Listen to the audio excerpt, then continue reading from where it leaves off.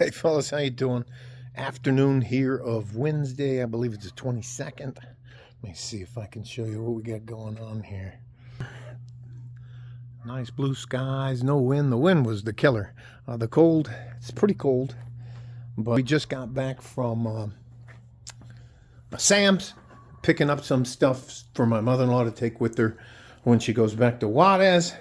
But while we were there, we saw a woman who she got rebuffed. Now, I know this may seem strange, but when I go out, I wear my wedding band. That's for me more than anything. That is a sign of respect for my wife.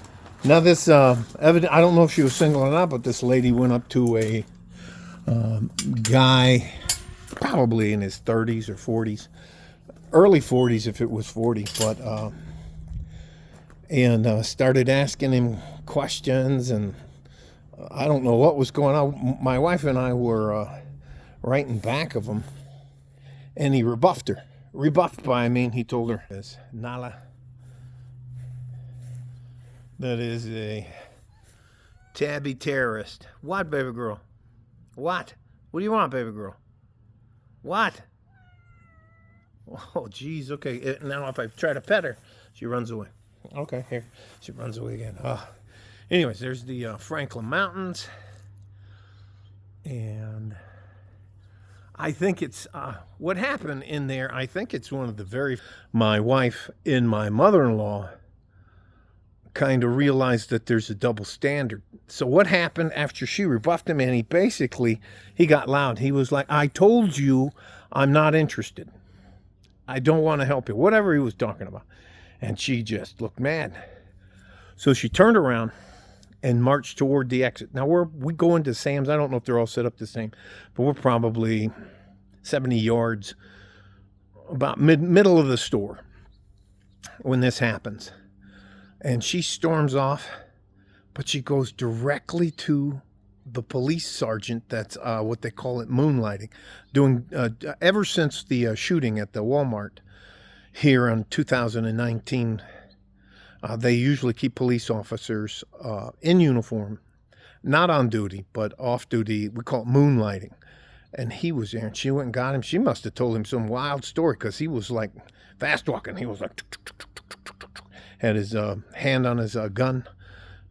Anyways, walked up and stopped the guy and started talking to him. And my wife got very upset. I mean, she got terribly upset, because my wife was, in Spanish, it's called metiche, or chismosa. That's gossiping. So my wife was eavesdropping on her, and the girl was lying about what happened. And my wife couldn't take it. She went over and she was like, no, that's not what happened. And they're all speaking Spanish. And I'm good with the Spanish till they go into overdrive. I call it fifth gear. And then I can only catch I can definitely pick out the swear words, but I can catch like every third or fourth word, because they're brrr. So, look. I don't want to be touched, but everywhere I go, she's right behind me. So, anyways. It was interesting. My wife was offended for the guy, and the fact she was shocked that the lady would go over and try to get him in trouble for, I guess, some perceived disrespect. It's just, I always say there's no use having a double standard unless you enforce it, and I think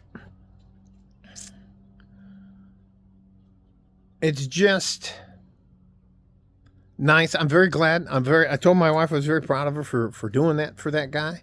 And that guy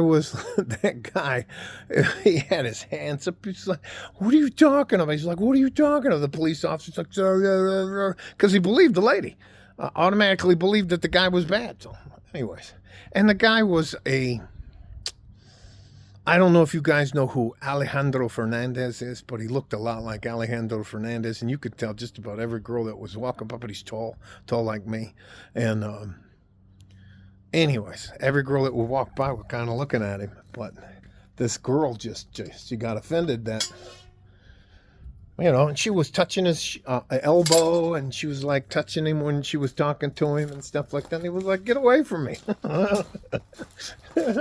You know, and I guess sometimes women don't believe that they can be creepy as well. So to me, it was funny. Um, but now I'm going to say something that's not true, and it's kind of it's just a joke. But as a guy who's really good looking, I have to put up with. I can't even get it out. Anyways, love you guys. Stay safe and healthy. Take care of each other if you can, and if you can't, you have to take care of yourselves because nobody's coming to help us. People give less a shit about anything. I think a guy, men in general, people don't care about. But there's some of us out there who do. Like a fart in a G-string from West Texas, El Paso. I'm out of here. Bye-bye.